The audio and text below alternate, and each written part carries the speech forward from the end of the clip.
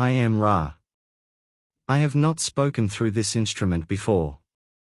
We had to wait until she was precisely tuned, as we send a narrowband vibration. We greet you in the love and in the light of our infinite Creator. We have watched your group. We have been called to your group, for you have a need for the diversity of experiences in channeling which go with a more intensive, or as you might call it, advanced approach to the system of studying the patterns of the illusions of your body, your mind, and your spirit, which you call seeking the truth. We hope to offer you a somewhat different slant upon the information which is always and ever the same. The Confederation of Planets in the service of the Infinite Creator has only one important statement. That statement, my friends, as you know, is all things, all of life, all of the creation is part of one original thought. We will exercise each channel if we are able to. The reception of our beam is a somewhat more advanced feat than some of the more broad vibration channels opened by other members for more introductory and intermediate work. Let us for a moment consider thought. What is it, my friends, to take thought? Took you then thought today? What thoughts did you think today? What thoughts were part of the original thought today? In how many of your thoughts did the creation abide? Was love contained? And was service freely given? You are not part of a material universe. You are part of a thought. You are dancing in a ballroom in which there is no material. You are dancing thoughts. You move your body, your mind, and your spirit in somewhat eccentric patterns, for you have not completely grasped the concept that you are part of the original thought. I am Ra. We greet you once more in the love and the light of our infinite Creator. We ask that you be patient with us, for we are a difficult channel to receive. However, we may perhaps add some dimensions to your understanding. At this time we would be glad to attempt to speak to any subject or question which those entities in the room may have potential use in the requesting. Could you give me a little more detail about your role with the Egyptians? I am Ra. The identity of the vibration Ra is our identity. We as a group, or what you would call a social memory complex, made contact with a race of your planetary kind which you call Egyptians. Others from our density made contact at the same time in South America, and the so-called lost cities were their attempts to contribute to the law of one. We spoke to one who heard and understood and was in a position to decree the law of one. However, the priests and peoples of that era quickly distorted our message, robbing it of the, shall we say, compassion with which unity is informed by its very nature. Since it contains all, it cannot abhor any. When we were no longer able to have appropriate channels through which to enunciate the law of one, we removed ourselves from the now hypocritical position which we had allowed ourselves to be placed in. And other myths, shall we say, other understandings having more to do with polarity and the things of your vibrational complex, again took over in that particular society complex. Does this form a sufficient amount of information, or could we speak further? I am Ra. Consider, if you will, that the universe is infinite. This has yet to be proven or disproven, but we can assure you that there is no end to yourselves, your understanding, what you would call your journey of seeking, or your perceptions of the creation. That which is infinite cannot be many, for manyness is a finite concept. To have infinity you must identify or define that infinity as unity, otherwise, the term does not have any referent or meaning. In an infinite creator there is only unity. You have seen simple examples of unity. You have seen the prism which shows all colors stemming from the sunlight. This is a simplistic example of unity. In truth there is no right or wrong. There is no polarity, for all will be, as you would say, reconciled at some point in your dance through the mind-body-spirit complex which you amuse yourself by distorting in various ways at this time. This distortion is not in any case necessary. It is chosen by each of you as an alternative to understanding the complete unity of thought which binds all things. You are not speaking of similar or somewhat like entities or things. You are everything, every being, every emotion, every event, every situation. You are unity. You are infinity. You are love light, light love. You are This is the law of one. May we enunciate this law in more detail? Then would this training program involve specific things to do, specific instructions and exercises? I am Ra. We are not at this time incarnate among your peoples, thus, we can guide and attempt to specify, but cannot, by example, show. This is an handicap. However, there should indeed be fairly specific exercises of mind, body, and spirit during the teach-learning process we offer. It is to be once again iterated that healing is but one distortion of the law of one. To reach an undistorted understanding of that law, it is not necessary to heal or, indeed, to show any manifestation but only to exercise the disciplines of understanding. We would ask that one or two more questions be the ending of this session. My objective is primarily to discover more of the law of one, and, it would, be very helpful to discover techniques of healing. I am aware of your problem with respect to free will. You cannot make suggestions, so I will ask you if you can state the law of one and the laws of healing to me? I am Ra. The law of one, though beyond the limitations of name, as you call vibrating sound complexes, may be approximated by stating that all things are one, that there is no polarity, no right or wrong, no disharmony, but only identity. All is one, and that one is love light, light love, the infinite creator. One of the primal distortions of the law of one is that of healing.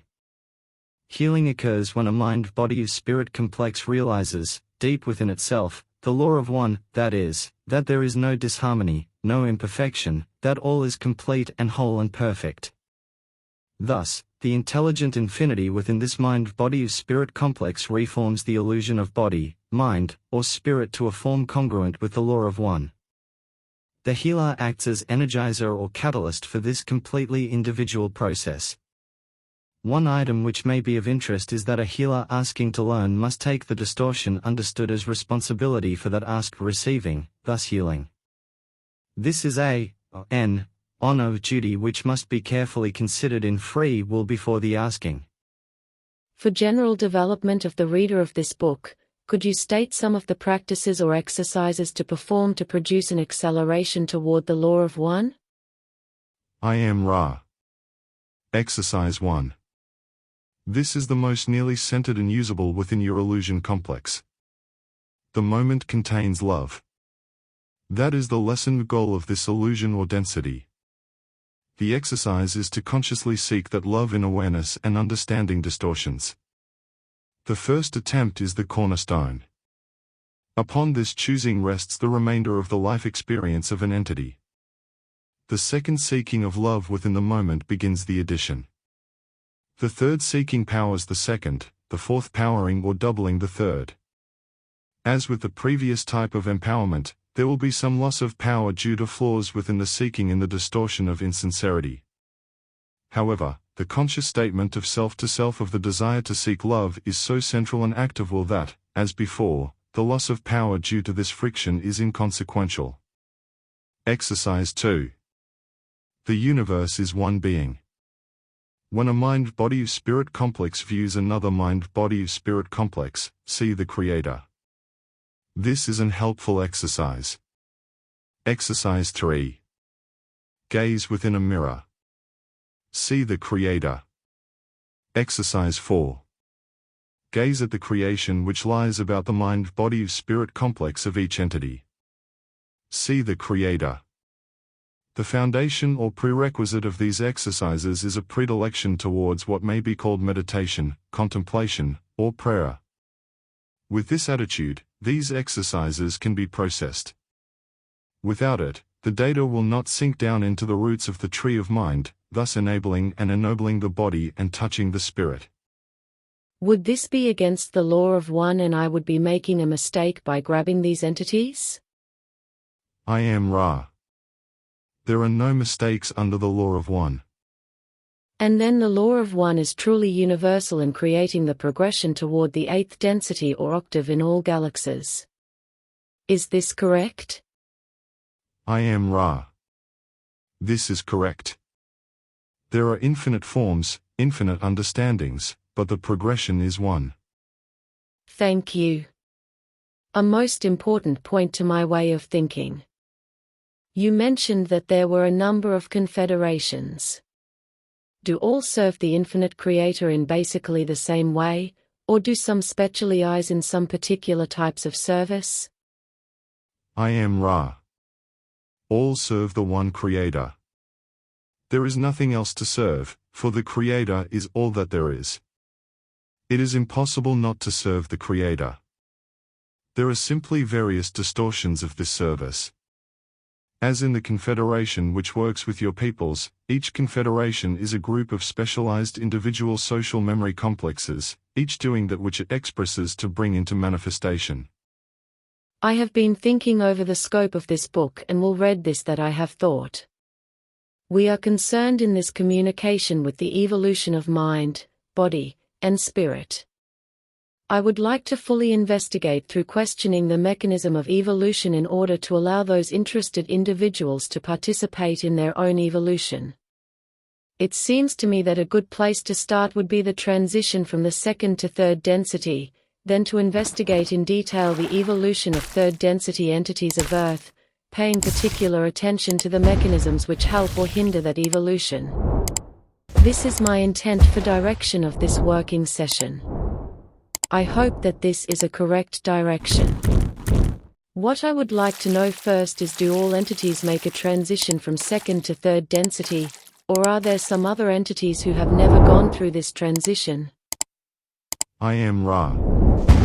Your question presumes the space-time continuum understandings of the intelligent energy which animates your illusion. Within the context of this illusion, we may say that there are some which do not transfer from one particular density to another, for the continuum is finite. In the understanding which we have of the universe or creation as one infinite being, its heart beating as alive in its own intelligent energy, it merely is one beat of the heart of this intelligence from creation to creation. In this context, each and every entity of consciousness has visual experience experiencing each and every density. Then I am assuming all of the UFO groups who were getting telepathic contact from the Confederation were, shall we say, high-priority targets for the Orion Crusaders, and I would assume that a large percentage of them were, shall we say, had their information polluted then. Can you tell me, do you have any idea what percentage of these groups were heavily polluted by the Orion information, and if any of them were able to remain purely a Confederation channel? I am Ra. To give you this information would be to infringe upon the free will or confusion of some living. We can only ask each group to consider the relative effect of philosophy and your so-called specific information. It is not the specificity of the information which attracts negative influences. It is the importance placed upon it. This is why we iterate quite often, when asked for specific information, that it pales to insignificance, just as the grass withers and dies while the love and the light of the one infinite Creator redounds to the very infinite realms of creation forever and ever, creating and creating itself in perpetuity. Why then be concerned with the grass that blooms, withers and dies in its season only to grow once again due to the infinite love and light of the one Creator? This is the message we bring. Each entity is only superficially that which blooms and dies. In the deeper sense, there is no end to beingness. I may be backtracking a little bit and make a few false starts today, because I think we are at possibly the most important part of what we are doing in trying to make it apparent through questioning how everything is one, and how it comes from one intelligent infinity. This is difficult for me to do, so please bear with my errors in questioning. The concept that I have right now of the process, using both what you have told me and some of Dewey Larson's material having to do with the physics of the process, I have the concept that intelligent infinity expands outward from all locations everywhere. It expands outward in every direction uniformly, like the surface of a balloon or a bubble expanding outward from every point everywhere. It expands outward at what's called unit velocity, or the velocity of light. This is Larson's idea of the progression of what he calls space-time. Is this concept correct? I am Ra. This concept is incorrect, as is any concept of the one intelligent infinity.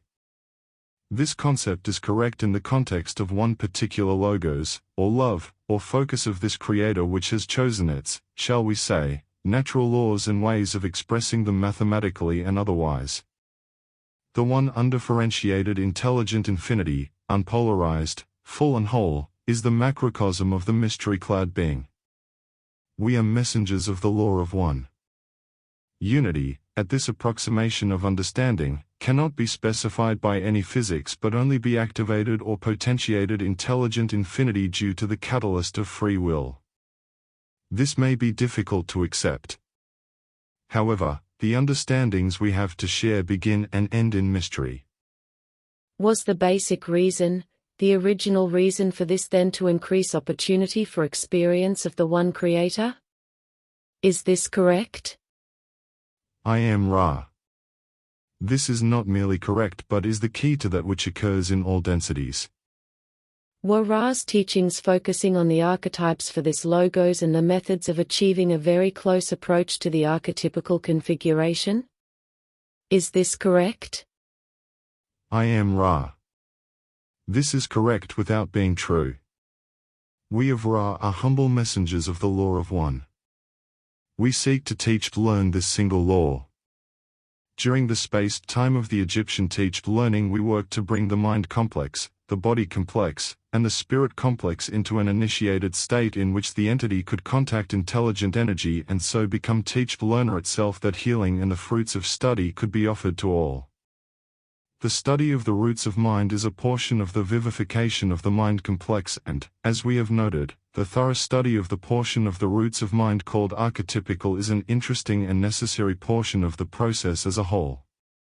Possibly I didn't phrase that the way I meant to, which was, we already have determined the items that should be removed from the first 4 cards. The question was, have I missed anything that should be removed which were not of Ra's original intention in the last few sessions of determining what should be removed? I am Ra. We shall repeat our opinion that there are several concepts which, in each image, are astrologically based. However, these concepts are not without merit within the concept complex intended by Ra, given the perception by the student of these concepts in an appropriate manner. We wish not to form that which may be considered by any mind-body-spirit complex to be a complete and infallible series of images. There is a substantial point to be made in this regard. We have been, with the questioner's aid, investigating the concept complexes of the great architecture of the archetypical mind. To more clearly grasp the nature, the process, and the purpose of archetypes, Ra provided a series of concept complexes. In no way whatsoever should we, as humble messengers of the one infinite Creator, wish to place before the consideration of any mind-body-spirit complex which seeks its evolution the palest tint of the idea that these images are anything but a resource for working in the area of the development of the faith and the will. To put this into perspective, we must gaze then at the stunning mystery of the one infinite Creator.